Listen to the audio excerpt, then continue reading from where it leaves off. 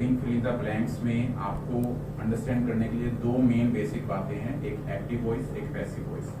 पूरे के पूरे रूल्स इन दोनों के ऊपर घूमते हैं, क्योंकि एक्टिव वॉइस के रूल्स अलग होते हैं, पैसिव वॉइस के रूल्स अलग होते हैं।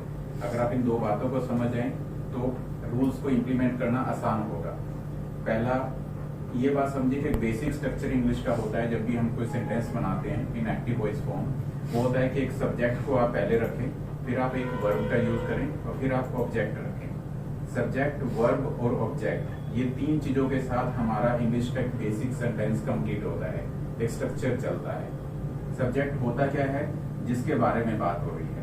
वर्ब होती क्या है, वर्ब कोई एक्शन होता है जो काम कर रहे हैं। ऑब्जेक्ट होता क्या है, जिसके ऊपर कोई एक्शन हो रहा होता है, उसे ऑब्जेक्ट कहते हैं। यानी कि सब्जेक्ट कोई एक्शन परफॉर्म करता है किसके ऊपर, ऑब्जेक्ट के ऊपर। सब्जेक्ट कोई एक्शन परफॉर्म करता है ऑब्जेक्ट के ऊपर। यानी कि एक तरह से मैं ये बोलूंगा, अगर एक्टिव वॉइस की फॉर्म में हो तो वहां पर इंपॉर्टेंस सब्जेक्ट की होती है, जो सब्जेक्ट होता है उसकी इंपॉर्टेंस दी जाती है। सब्जेक्ट को मैं डूअर कह के चल रहा हूँ, कोई काम करने वाला इंसान है, अगर उसकी इंपॉर्टेंस दी जाती है तो वो सेंटेंस को एक्टिव वॉइस बोलते हैं। अगर उस सेंटेंस के अंदर उसकी नहीं, काम की इंपॉर्टेंस होती है, डूअर की इंपॉर्टेंट नहीं बल्कि काम की इंपॉर्टेंस होती है, तो वो सेंटेंस हमारा पैसिव वॉइस होता है। तो ये दोनों के अंदर बेसिक डिफरेंस है। एग्जांपल के तौर पर भी मैं समझा रहा हूँ एक बार। जैसे एग्जांपल एक लेते हैं, Ram is using the computer. Ram क्या यूज कर रहा है, कंप्यूटर को यूज कर रहा है। तो यहाँ पर राम क्या है, Ram is a subject, verb क्या है, यूजिंग, और ऑब्जेक्ट क्या है, कंप्यूटर।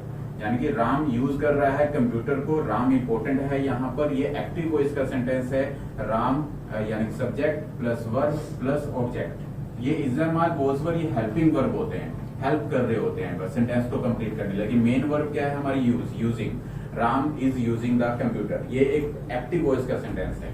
अब इस सेंटेंस को अगर आप पैसिव वॉइस में सपोज करते हैं, लिखते हैं, तो इसी सेंटेंस को अगर मैं पैसिव वॉइस में बनाऊं तो वो कैसे बनेगा। पैसिव वॉइस का सेंटेंस इसी को बनाते हैं passive voice.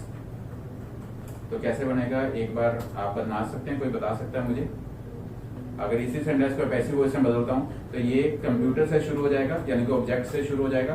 Computer is used, हाँ, यूज्ड बाय राम। वैसे इसका हो गया। अगर इसको कन्वर्ट करना तो कंप्यूटर इज बीइंग यूज्ड भी हो सकता है, लेकिन मैंने अभी सिंपल सेंटेंस, अभी एग्जांपल लिया है, कंप्यूटर यूज्ड बाय राम। तो यहाँ पर जो इंपॉर्टेंस है वो किसकी दी गई है, वो कंप्यूटर की दी गई है। यहाँ पर राम की इंपॉर्टेंट नहीं है, कंप्यूटर को मेन इंपॉर्टेंट दिखाया गया है। यानी कि यहाँ पर देखिए ये सेंटेंस हमारा दूसरे वाला पैसिव वॉइस का और पहले वाला सेंटेंस हमारा एक्टिव वॉइस का है। तो बेसिक सी बात आपको ये समझनी है कि जहां पर इंपॉर्टेंस होगी हमारी डूअर की, काम करने वाले की, वो एक्टिव वॉइस का सेंटेंस होगा, और जहां पर वर्ब की इंपॉर्टेंस होगी वहां पर हमारा ये पैसिव वॉइस का सेंटेंस होगा। यानी कि स्टार्टिंग से पता लग जाएगा कि एक्टिव वॉइस में फिल करना चाह रहे हैं या फिर पैसिव वॉइस में फिल करना चाह रहे हैं। तो ये सब्जेक्ट, वर्ब, ऑब्जेक्ट के बेसिक रूल से आपको ये एक्टिव वॉइस, पैसिव वॉइस समझना है। अब इस तरह से कोई भी चीज हो सकती है। इस चीजों को अगर आप समझ गए हैं तो मैं आगे चल रहा हूँ। आगे अब रूल्स की बात करते हैं। अब एक्टिव वॉइस और पैसिव वॉइस के दोनों के रूल्स के अकॉर्डिंगली हमने चलना है। सबसे पहला जो बेसिक रूल मैं लेके चलूंगा वो इज, एम, आर का, और साथ में वोज का भी ले लेते हैं और साथ में वर का भी ले लेते हैं। ये तीन चीजें। अब आपको पता है कि इज, एम, आर प्रेजेंट में यूज होता है और वोज, वर पास्ट में यूज होता है। सिंपली ये हेल्पिंग वर्ब्स हैं। अब देखिए, अगर सेंटेंस हमारा एक्टिव वॉइस का है, अगर सेंटेंस हमारा एक्टिव वॉइस का है तो इजम आर के साथ जो भी वर्ब आएगी उस वर्ब के अंदर क्या जुड़ जाएगा, आईएनजी जुड़ जाएगा। जब हमारा सेंटेंस किसका होगा, एक्टिव वॉइस का होगा, तो उसके साथ जब भी कोई वर्ब आएगी तो उस वर्ब के अंदर क्या जुड़ा होगा, आईएनजी जुड़ा होगा। और ये फर्स्ट फॉर्म होनी चाहिए। आईएनजी हमेशा फर्स्ट फॉर्म के साथ जुड़ता है, कभी सेकंड, थर्ड फॉर्म के साथ आईएनजी नहीं देखने को मिलता है। हमें वर्ब की फर्स्ट फॉर्म में आईएनजी को जोड़ देंगे जब हमारा इज, एम, आर, वोज, वर का सेंटेंस होगा। फॉर एग्जांपल अभी हम लोग एग्जांपल कर भी लिए थे, जैसे मैं अपनी बात कर लेता हूँ, I am using the computer. तो यहाँ पर देखिए आप क्या हो रहा है, यहाँ पर हमारा इज, एम आया हुआ है और यूज एक वर्ब है, यूज के अंदर आईएनजी जुड़ा हुआ है। यानी कि हमने ऑप्शन कौन सी लगाई हुई है, यू, फर्स्ट फॉर्म के साथ आईएनजी की ऑप्शन लगाई हुई है एम के बाद। ऐसे कुछ भी हो सकता है, यू के साथ बनाना चाहें तो आप इसको यू के साथ बना सकते हैं, you are using the computer. तो ऐसे कोई भी सेंटेंस आप बना सकते हैं। और ही के साथ बनाना चाहें तो he is using the computer. इसी तरह से अगर पास्ट में बनाना चाहे तो वो कैसे बनेगा, I was using the computer, और यू के साथ यू के साथ क्या आता है पास्ट में? Were, you were using the computer, और ही के साथ बनाएंगे तो पास्ट में बना रहे हैं, थोड़ा एक्टिव रहिए, he was using the computer. तो आपने क्या देखा कि ये एक्टिव वॉइस है सभी, ये तीनों सेंटेंस एक्टिव वॉइस हैं जो हमने डिस्कस कर लिए हैं, तीनों सेंटेंस एक्टिव वॉइस के हैं। अब इन तीनों सेंटेंस में इज एम आर लगा हुआ है या वॉज वर लगा हुआ है, तो उसके साथ वर्ब की कौन सी फॉर्म आ रही है? फर्स्ट फॉर्म, और आईएनजी लग रहा है उसके साथ, ये हो रहा है। लेकिन अब मैं अगर बात करते हैं, तीनों को हटा देता हूँ, और अब मैं अगर पैसिव वॉइस की बात करूं तो यहाँ पर पैसिव वॉइस में जब is am are was were आएगा तो उसके साथ कौन सी फॉर्म आनी चाहिए? थर्ड फॉर्म आनी चाहिए। अगर पैसिव वॉइस का सेंटेंस होगा, सेंटेंस किसका होगा? अगर पैसिव वॉइस का होगा तो पैसिव वॉइस में अंतर पहले बता चुका हूँ, इसी वजह से बता चुका हूँ कि पैसिव वॉइस होते क्या है, ताकि आपको ये समझ में आए कि पैसिव वॉइस के अकॉर्डिंगली ये सेंटेंस में मीनिंग चेंज हो जाता है, ग्रामर के रूल्स चेंज हो जाते हैं। अब यहाँ पर अगर बात करें तो जैसे सपोज कीजिए मैंने कंप्यूटर्स की बात कर ली, तो computer is used by me, computer is used by me. या पास्ट में अगर बनाएंगे तो फिर कैसे बनाएंगे? अगर इस सेंटेंस को बनाना हो जल्दी से बता दो आप ही, तो अच्छा लगेगा। कंप्यूटर वाज यूज्ड बाय, तो क्या हो रहा है, हमने यहाँ पर is am are was were जो भी आएगा वहां पर उसके बाद क्या आ जाएगा? वर्ब की थर्ड फॉर्म आ रही है, देखिए, और चॉइस हमारी बदल गई है क्योंकि पैसिव वॉइस का सेंटेंस आया है और यहाँ पर ये वर्ब की थर्ड फॉर्म लगी हुई है। Is am are was were के साथ अगर पैसिव वॉइस होगा तो वर्ब की थर्ड फॉर्म आएगी। इन चीजों का ध्यान रखना है आपको। क्या इस बात को समझ में आ रहा है आपको? ठीक है, अब अगले रूल की ओर चलते हैं। अब इस रूल्स को मैं कट कर देता हूँ, एक एक रूल्स को एग्जांपल के साथ समझा रहा हूँ ताकि अब आप लोग कंफ्यूज ना हो। अब आप देखिए, अब नेक्स्ट रूल की अगर बात करता हूँ, हैज की बात करता हूँ, हैव की बात करता हूँ, हैड की बात करूंगा, बी की बात करूंगा, बीइंग की बात करूंगा। हैज, हैव, हैड, बी और बीइंग की बात करते हैं। ये ऐसे तीनों, ये 1 2 3 4 5 इवन 5 ऐसे वर्ड हैं, has, have, had, be, being, जिसके बाद अगर एक्टिव वॉइस का सेंटेंस होगा तो आप लोग इसमें थर्ड फॉर्म लगाएंगे। In case of active voice हमेशा इवन पैसिव वॉइस भी आता है, वो भी थर्ड फॉर्म में आ जाता है, लेकिन अभी स्पेशल एक्टिव वॉइस की बात हो रही है तो हैज, हैव, हैड, बी और बीइंग इनके साथ थर्ड फॉर्म आती है।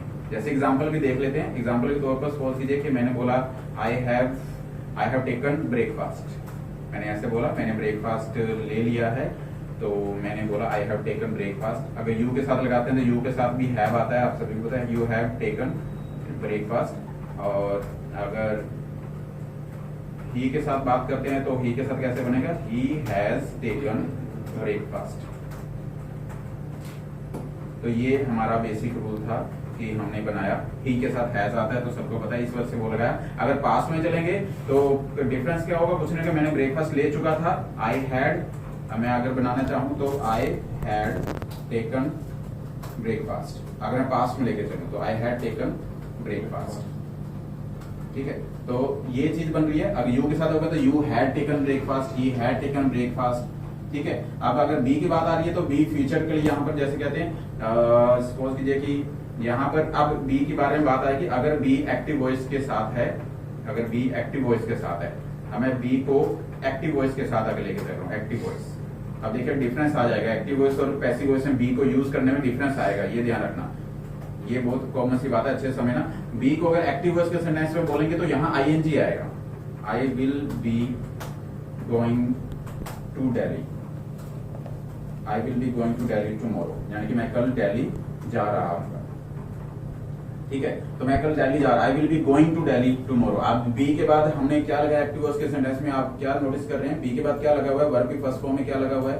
आईएनजी लगा हुआ है। अब इसी को पैसिव वॉइस में बदल देते हैं। अब देखिए, अगर मैं पैसिव वॉइस का एग्जांपल लेता हूँ, पैसिव वॉइस को अगर देखते हैं, अब बी का ही पैसिव वॉइस में यूज करेंगे। जैसे सपोज कीजिए मैंने बोला वर्क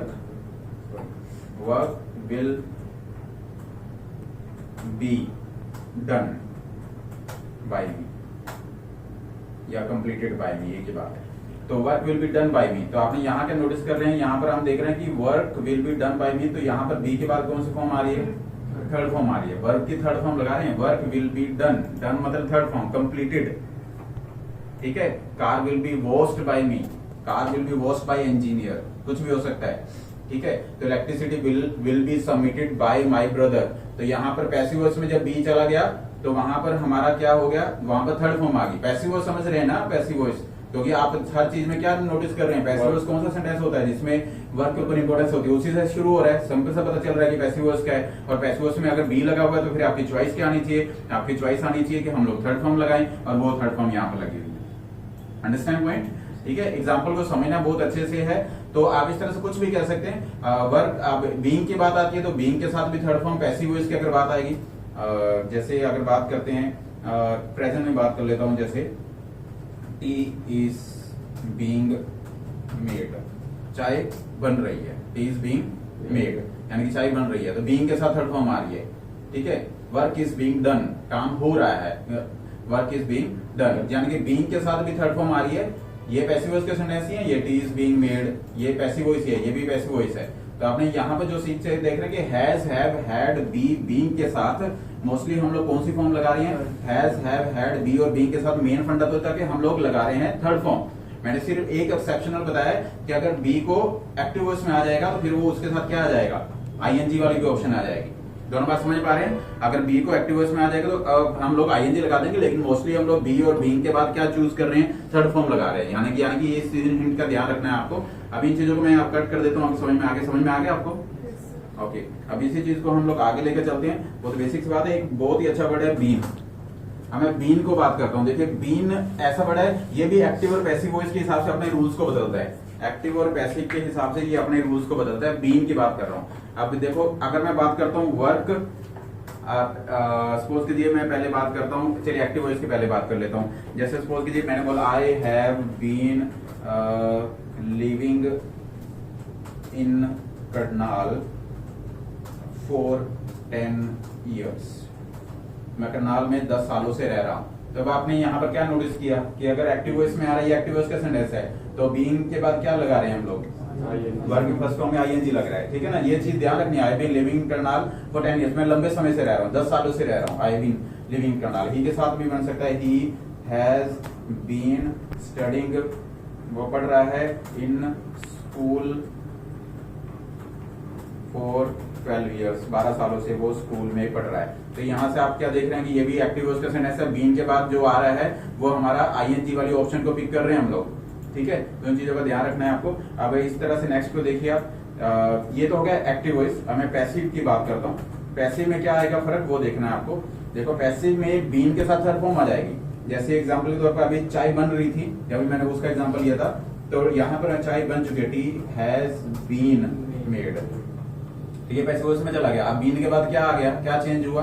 थर्ड फॉर्म आ गई। ठीक है, कोई भी चीज जैसे क्लोथ्स, कपड़े धुल चुके हैं, जैसे मैं कह रहा हूँ क्लोथ्स, क्लोथ्स बहुत सारे हो गए, तो हमने क्या लगा दिया? हैव लगा दिया, हैव बीन वॉश्ड। ठीक है, तो यहाँ पर बीन के बाद अब नोटिस कर रहे हैं कि अब क्या हो गया? अब थर्ड फॉर्म आ रही है। क्यों आ रही है? क्योंकि ये सेंटेंस किसका है? पैसिव वॉइस का है। अगर एक्टिव वॉइस का होता तो उसमें क्या देख रहे हैं आप? उसमें आईएनजी लगा रहे हैं। तो ये दोनों के अंदर चेंजेस को देख रहे हैं कि हम लोग चेंज क्या आ रहे हैं। ये चीज को समझना बहुत जरूरी है। ये बहुत ही इंपॉर्टेंट चीजें हैं कि बीन के साथ कभी आप उस तरह आपने थर्ड फॉर्म बताई थी, लेकिन आईएनजी गया, तो आपने नोटिस क्या करना है कि अगर आईएनजी आ गया तो वो सेंटेंस किसमें चला गया? वो एक्टिव वॉइस में चला गया। अगर मैंने थर्ड फॉर्म बताई है तो फिर वो पैसिव वॉइस में चला गया। तो दोनों ही तरह से चीजें पॉसिबल है बीन के साथ। Is it clear to you? Clear है ना? अब नेक्स्ट चीज देखिए। अब मैं बता रहा हूँ आपको, कुछ ऐसे वर्ड लिख रहा हूँ, टू लिख रहा हूँ, जब मैं कैन लिख रहा हूँ, फूड लिख रहा हूँ, और शुड लिख रहा हूँ, वुड लिख रहा हूँ, या विल लिख रहा हूँ, या मे लिख रहा हूँ, या माइट लिख रहा हूँ, या फिर माइट लिख रहा हूँ, या मस्ट लिख रहा हूँ। ये ऐसे वर्ड हैं जो हमारे लिए may, might, must, can, could, should, would, ये सभी ऐसे वर्ड हैं। ये एक्टिव वॉइस में जब आते हैं तो एक्टिव वॉइस के अंदर इनके साथ सिर्फ और सिर्फ वर्ब की फर्स्ट फॉर्म लगानी है। वर्ब की फर्स्ट फॉर्म लगानी है, ध्यान रखना है। वर्ब की first form, no ING, no third form, no second form. कुछ आईएनजी नहीं लगाया मैंने, कुछ थर्ड फॉर्म नहीं लगाई। जब भी आप देखोगे ये एक्टिव वॉइस में पढ़े हैं तो ये वर्ब की फर्स्ट फॉर्म के साथ ही आएंगे, यानी कि इनके बाद जो फॉलो करेगा, अगर ये ब्लैंक से पहले हुए और आफ्टर ब्लैंक हमने फिल करना है तो हमने वर्ब की फर्स्ट फॉर्म फिल करनी है। कोई भी सेंटेंस इनके साथ उठा लीजिए, any simple sentence. I can speak English, simple सा सेंटेंस, मैं इंग्लिश बोल सकता हूं। सिंपल सा sentence, I can speak English.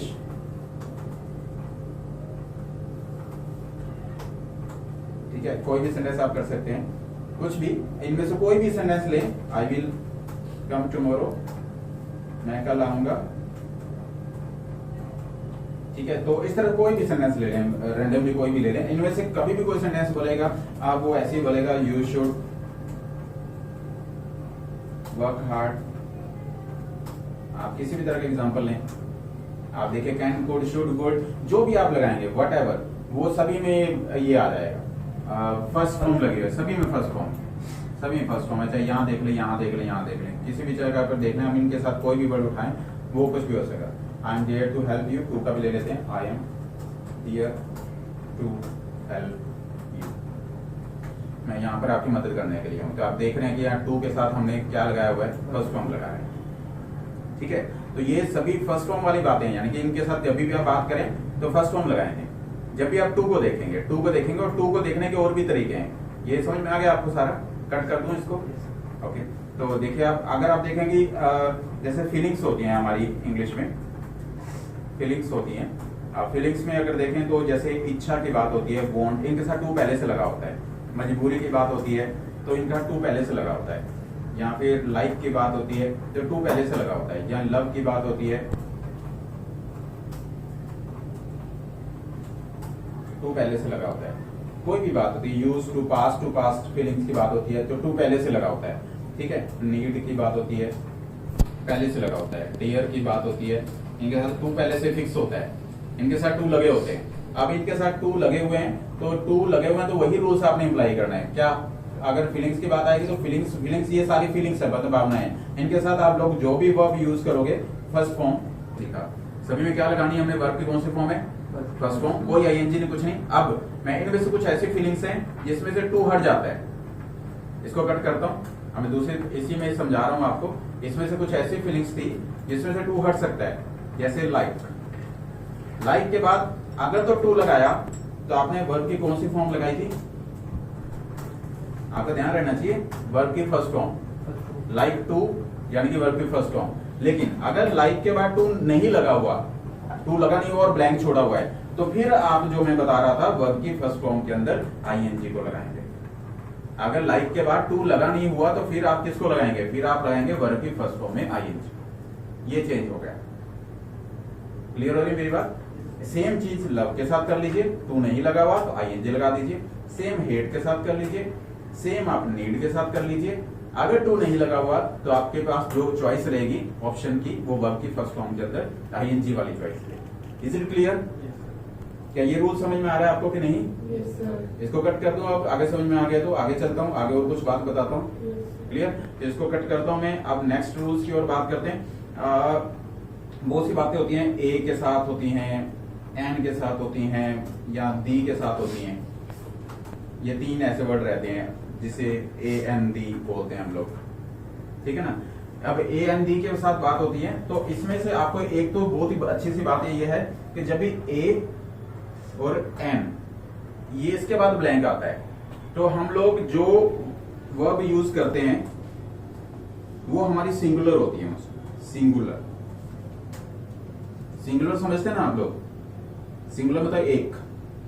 ठीक है, और अगर दी आता है, अगर प्लूरल वाला वर्ड उठाना है तो वो दी के बाद आप नोटिस कर सकते हैं कि यहां पर वर्ब या कोई भी वर्ड हो सकता है। मैं सिर्फ वर्ब की बात नहीं कर रहा हूं, कोई भी वर्ड हो सकता है, एनीथिंग, कुछ भी।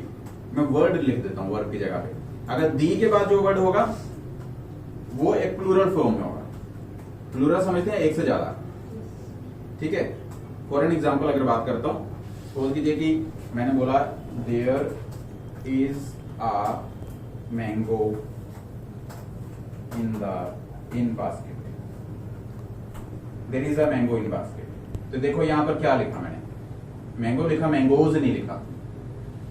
ठीक है, there is a mango in basket. Basket के अंदर क्या है? एक है। ए हो या एन हो, मैंने दोनों के अंदर ये चीज बताई है, ये बार बार एक्सप्लेन कर रहा हूं आपको। नोटिस करने वाली बातें, ये कहीं आपको नोटिस अभी तक नहीं करी होगी, मैं आपको बता ही अभी रहा हूं। ए और एन वर्ड की फर्स्ट फॉर्म रहेगी, सॉरी वर्ड रहेगा, कोई भी वर्ड रहेगा, जैसे मैंगो है तो सिंगुलर फॉर्म में होना चाहिए, और अगर दी आता है तो प्लूरल फॉर्म में होना चाहिए। फॉर एग्जाम्पल प्लूरल का बात करता है, द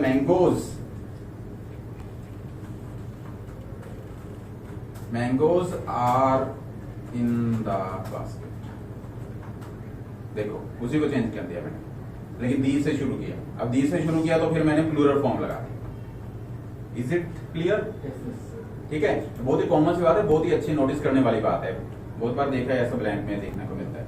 तो ये चीज समझने के बाद अब इसी को हम लोग थोड़ा सा और मॉडिफाई कर लेते हैं। अब इसी में हम लोग देख लेते हैं ए एंड या दी का ही एक रूल और देख लेते हैं, ये तीनों की ही बात कर लेते हैं। अगर इसके बाद सिनेरियो है अलग अलग। फर्स्ट सिनेरियो, अगर ए एंड डी के बाद ब्लैंक हो, यानी कि इसके बाद हम लोग ब्लैंक कर रहे हैं, ए एंड डी के बाद अगर ब्लैंक हो तो उस ब्लैंक के अंदर आपको नाउन लगाना चाहिए। ठीक है, फर्स्ट सिनेरियो। दूसरा सिनेरियो, अगर ए एंड डी के बाद ब्लैंक हो तो ब्लैंक के बाद आपको नाउन पहले से दे दिया। ठीक है, तो फिर इस ब्लैंक में क्या आना चाहिए, फिर इस ब्लैंक के अंदर एडजेक्टिव आना चाहिए।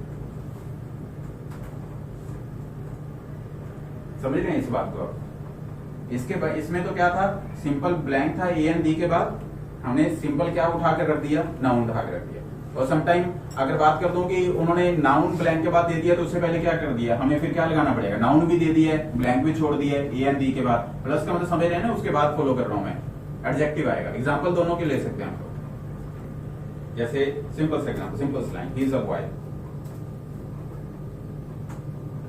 ही इज अ बॉय। तो यहां पर देखो आपने ए दिया हुआ है और ए के बाद हमने क्या लगा दिया, सेंटेंस खत्म कर देता हूं फुल स्टॉप से, ही इज अ बॉय। बॉय के बाद हमने क्या लगा दिया, फुल स्टॉप लगा दिया, यानी कि और लेकिन ए के बाद क्या लगा हुआ है, क्या कौन सा रूल है ये, पहले वाला दूसरे वाला, फर्स्ट वाला। यानी कि ब्लैंक के बाद अगर ए एंड डी के बाद ब्लैंक होगा तो ब्लैंक के बाद क्या आना चाहिए, नाउन आना चाहिए। एग्जांपल मैंने देकर आपको बताया है। दूसरा एग्जांपल, इसी को ही मैं मॉडिफाई कर लेता हूं ताकि आसान रहे।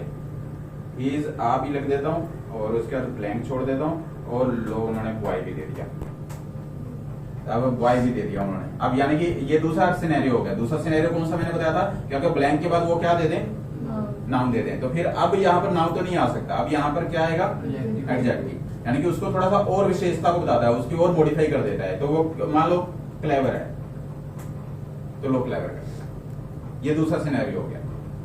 इज इट क्लियर और नॉट, श्योर? तो ये चीज बहुत इंपॉर्टेंट है कि हम लोग किस तरह से हम लोग चूज कर रहे हैं उस चीज को। अब इस चीज को आप अच्छे से समझ सकते हैं कि कैसे कैसे हो रहा है। ठीक है, समझ रहे हैं मेरी बात? नेक्स्ट बात बताएं। अब नेक्स्ट दिन देखिए कि एक नोटिस और किया हमने, एंड वाले वर्ड होते हैं और कई बार और वाली ऑप्शंस होती हैं। यानी कि कुछ ऐसे वर्ड होते हैं एंड से पहले ब्लैंक लगा होता है और एंड के बाद भी ब्लैंक होता है। मान लेते हैं, यहां से बहुत हिंट मिलेगा आपको, यहां पर भी ब्लैंक, यहां पर भी ब्लैंक। यानी कि अब देखना है, अब पहले वाला ब्लैंक तो भरा होगा उन्होंने, क्योंकि ब्लैंक एक ही आता है उसमें, दो ब्लैंक तो एक जगह पर नहीं दे सकता ना, देता भी नहीं है। अब एंड से पहले जो वर्ड होगा ना, जो यहां वर्ड होगा जिस फॉर्म में होगा, सिंगुलर में होगा तो ये भी सिंगुलर ही है, अगर ये प्लूरल में होगा तो ये भी प्लूरल में है। ठीक है, एग्जाम्पल के तौर पर मैं मान लो फर्स्ट में उन्होंने दे रखा है बॉयज, तो एंड गर्ल्स। आप देखो ये प्लूरल थे और ये भी प्लूरल हो गया। ऐसा हटा दूं, लो ऐसे कर दिया। अंडरस्टैंड? यानी कि इससे आप पहचान सकते हो, आप सिंगुलर होगा तो सिंगुलर आएगा और प्लूरल होगा तो प्लूरल आएगा, एंड और ये इस तरह की बात करते हैं। ठीक है, अब इसी को थोड़ा मॉडिफाई करूं तो मैं, इतनी बात समझ में आ गई होगी, मैं स्टेप बाय स्टेप चल रहा हूं, कोई जल्दबाजी नहीं है। मुझे पूछ सकते हो दोबारा से रोक कर, अगर कोई बात पूछनी हो तो। Attending the class, boys and girls are attending the class. Let us go this sentence मेरे, boy and girls, even मैं boys कर देता हूँ तो यहाँ भी girls कर देता हूँ, क्योंकि ज्यादा कर दी उन्हें आकर। boys and girls are attending in the class, यानी दोनों ही क्या कर रहे हैं, क्लास लगा रहे हैं। मतलब एंड और बेसिक जो शुरू से स्कूल में सीखा ना, उसके अकॉर्डिंगली बता रहा हूँ कि दोनों ही क्लास लगा रहे हैं। अब एंड में मतलब होता है कि पॉजिटिव डायरेक्शन में फ्लो हो रहा है, यानी कि दोनों ही ये काम को कर रहे हैं, बॉयज और गर्ल्स दोनों ही लगा रहे हैं, दोनों ही लगा रहे हैं, दोनों के कंपलसरी है, दोनों लगा भी रहे हैं, यानी कि सेम डायरेक्शन में है, दोनों ही क्लास लगा रहे हैं। कोई ऐसा नहीं है कि एक बंदा क्लास लगाएगा, क्लास दोनों लगा रहे हैं और दोनों जरूरी हैं, बॉयज भी गर्ल्स भी। ठीक है, अब जब और की बारी आती है ना तो वो कंपैरिजन करने लग जाता है। एंड कंपैरिजन नहीं करता, एंड सेम फ्लो को करता है, जैसे आपके सामने एग्जांपल। ठीक है, और जब उसकी बात आती है तो वो उसकी बात करने लग जाता है। जैसे सपोज कीजिए मैं एक सिंपल कंपैरिजन का, इधर बॉयज और गर्ल्स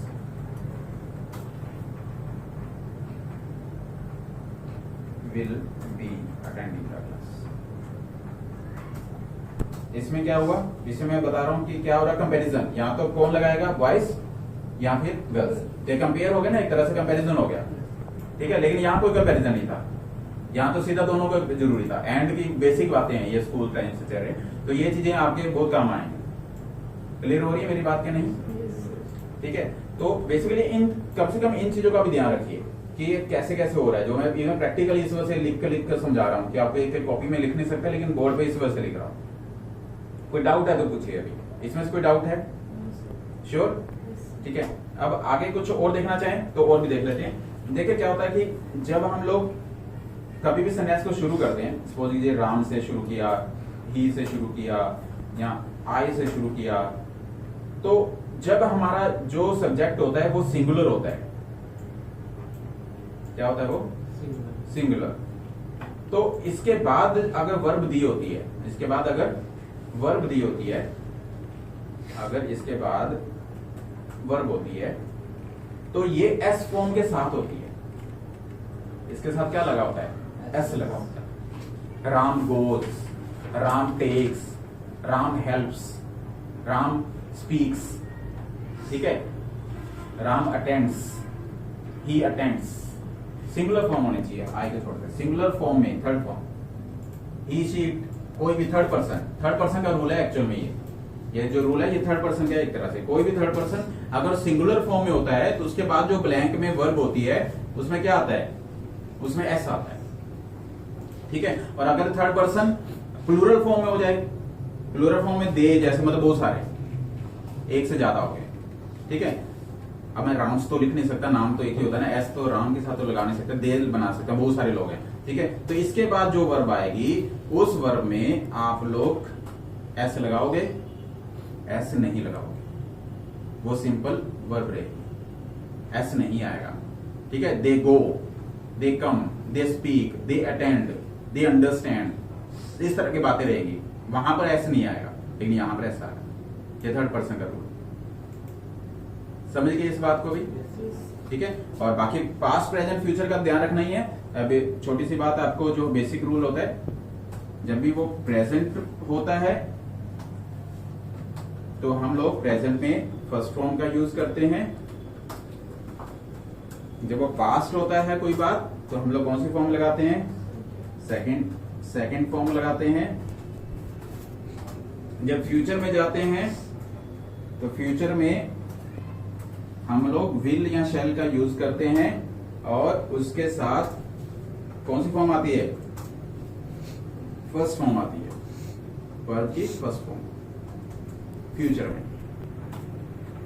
ठीक है। ये सिंपल सी बातें हैं जो आपको पता होना चाहिए। सिंपल प्रेजेंट में फर्स्ट फॉर्म आती है, पास्ट में सेकंड फॉर्म आती है, फ्यूचर में विल या शैल जो भी लगता है उसके साथ first form. I will come tomorrow, जैसे प्रेजेंट का एग्जांपल लिया, I attend the class, present का एग्जांपल ले लेते हैं फर्स्ट फॉर्म का, ले भी लेता हूं आपके सामने ताकि और ज्यादा क्लियर हो जाए। आई अटेंड द क्लास, मैं क्लास लगाता हूं, ठीक है। पास में जाने दीजिए, बोलो मैंने क्लास लगाई थी, हाँ अटेंडेड द क्लास। हेल्प किया करो, आप जो आता है वो तो बोल दिया करो। और फ्यूचर में जाने दो, I will attend the class. जुबान फिसलनी नहीं चाहिए, वहां पर नंबर फिसल जाएगा। आई विल अटेंड, अटेंडेड नहीं, I will attend the class.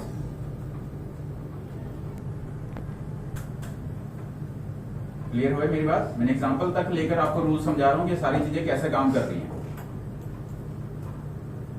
ये सिंपल सी बात है, अंडरस्टैंड। ये तो है ग्रामर के रूल्स। अब देखिए ग्रामर के रूल से आप फिल्टर जरूर कर सकते हैं, आप अपने ऑप्शंस को फिल्टर जरूर कर सकते हैं, लेकिन मेरा ये मानना शुरू से रहा है जब तक पर्सन कॉन्टेक्स्ट को नहीं पढ़ता है, यानी कि पूरे पैराग्राफ को पढ़कर उसके अंडरस्टैंड नहीं करता है, कॉन्टेक्स्ट का मीनिंग समझ में नहीं आता है, तब तक वो ग्रामर के रूल्स के साथ सिर्फ फिलिंग द ब्लैंक्स नहीं कर सकता है। तो ये ग्रामर के रूल तभी काम करते हैं, ये ध्यान रखो, जब आपको किसकी नॉलेज हो, कॉन्टेक्स्ट की नॉलेज हो, जो आपको टेक्स्ट दिया गया है उसको पढ़कर आप अंडरस्टैंड कर पाओ। क्योंकि तभी तो आप ग्रामर के रूल्स काम करते हैं। यानी कि ये सेकेंडरी हुआ, ये प्राइमरी हुआ, ये प्राइमरी है मेरे हिसाब से, और ये मेरे हिसाब से सेकेंडरी है, जो आपने समझा। बच्चे क्या करते हैं, वो सिर्फ इसी रूल्स पर ही डिपेंड रह जाते हैं। वो सोचते हैं कि अंधाधुंध ग्रामर के रूल्स देखे और लगा दिए। लेकिन मैं चाहता हूं कि आप कॉन्टेक्स्ट को पढ़ें तो एक्यूरेसी के चांसेस बढ़ेंगे। नो डाउट कि ग्रामर के रूल बहुत हेल्प करते हैं, जो मैंने आपको समझाए हैं, बहुत ज्यादा हेल्प करते हैं, क्योंकि इसी से सब कुछ होता है। लेकिन अगर कॉन्टेक्स्ट वो जो आप पढ़ रहे हैं वो आपको पता हो किस कॉन्टेक्स्ट में वो बात कर रहे हैं, तो डेफिनेटली ये दोनों को मिलाएं तो आपका 100% रिजल्ट जरूर आएगा। ये चीज का ध्यान रखें। तो you have to understand the context, यानी कि इंग्लिश का टेस्ट है तो इंग्लिश की नॉलेज तो होनी चाहिए ना। तो वो इंग्लिश की नॉलेज तो कॉन्टेक्स्ट से ही पता चलती है कि आप पढ़ते हैं, उसको पढ़ने के बाद ऑप्शंस को फिल्टर करते हैं, और फिल्टर करने के लिए ग्रामर के रूल काम आ जाते हैं। लेकिन कॉन्टेक्स्ट को अंडरस्टैंड करना बहुत जरूरी है, इसको पहले समझना है, फिर ग्रामर के रूल्स हैं, फिर दोनों काम करेंगे तो आपके reading fill in the blanks गलत होने के चांसेस नहीं रहेंगे। मैं इतना भी मानता हूं, अगर आपको सपोज कीजिए एक पैराग्राफ में 5 ब्लैंक दिए गए हैं, 5 में से आप अगर ये दोनों चीजों को समझ कर चलें फिर तो 5 में से 5 मार्क्स ही आएंगे। और अगर आपने ग्रामर के रूल्स के किया तो वो 2 या 3 मैक्सिमम करेक्ट होने के चांसेस होते हैं। अब आपको ये देखना है कि मुझे नंबर कितने चाहिए। अगर सिर्फ इस पर डिपेंड रहे तो 2 या 3 ठीक होंगे। अगर आप दोनों को समझ लें तो 5 में से 5 आने के भी चांसेस जरूरी रह जाते हैं, 5 में से 5 भी आ सकते हैं। चलो वर्स्ट केस में 4 आ गए, फिर भी नंबर बहुत बढ़ेगा। दोनों के अंडरस्टैंडिंग करें। और ग्रामर के रूल पर सिर्फ डिपेंड रह रहे हैं तो वही 2 या 3, और हमारा तो चांस होना चाहिए आपसे ज्यादा स्कोर आए। तो रीडिंग का स्कोर बढ़ाना है तो इस पर ध्यान रखना ही जरूरी है। क्या समझ में आया है सारे रूल्स? आपको कोई डाउट है तो बताइए, ठीक है। तो मैं चाहता हूं कि ये सभी रूल्स को रिवाइज करें अच्छे से, और आज reading fill in the blanks को थोड़ी देर पहले करें। इन रूल्स को अपने माइंड में रखें, पहले बैठकर एक बार अपने क्लासरूम में अपने माइंड से सोच लीजिए सारे रूल्स को। जो भी डाउट है मेरे से दोबारा पूछ लीजिए, फिर बैठिए ठंडे दिमाग से, रिलैक्स मूड से अपने कंप्यूटर पर ओपन करके ये कीजिए। All the best, get in the class.